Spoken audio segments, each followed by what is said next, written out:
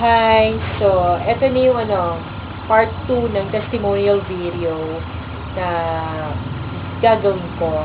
So, yung una kong bibigyan ng part 2 ng video ay si Cheryl Dimafiles or Cheryl Dimafiles.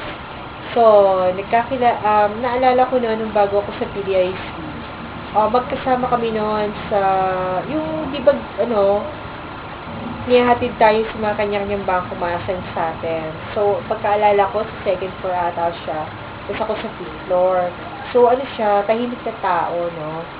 Hindi makabasag pinggan, hindi nagsasalita, tanongin mo lang, hindi siya magsasalita. So, after weeks, nung shuffle uli ng bangko, na-assign kami pareho sa San Pablo, bangko kay Ma'am Sally.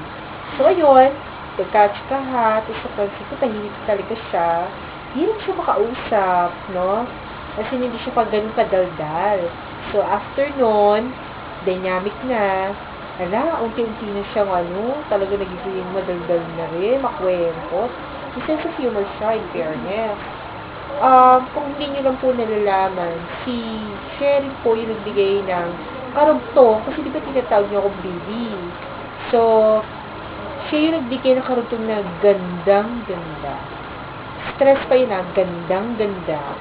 Nung nagwalat kami, tawa kami ng tawa. So, bakit gandang-ganda? Kasi diba si Rustom gandang hari. So, sa akin, gandang-ganda. Siguro naisip ko naman na napatingin lang siya sa akin noon. Kaya bigla nasabi niya gandang-ganda. So, Cheryl, okay lang yun. Kasi pabor na pabor sa akin yun. Yung gandang-ganda na yun. Pero, Cheryl,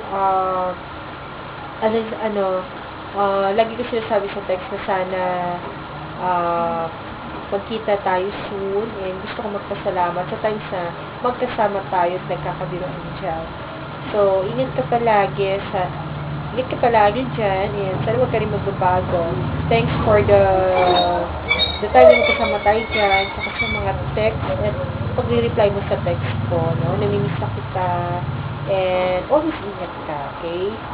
So, yung next kong bibigyan ng testimonial video, babae. Lagi ko siyang kasama. At ewan ko kung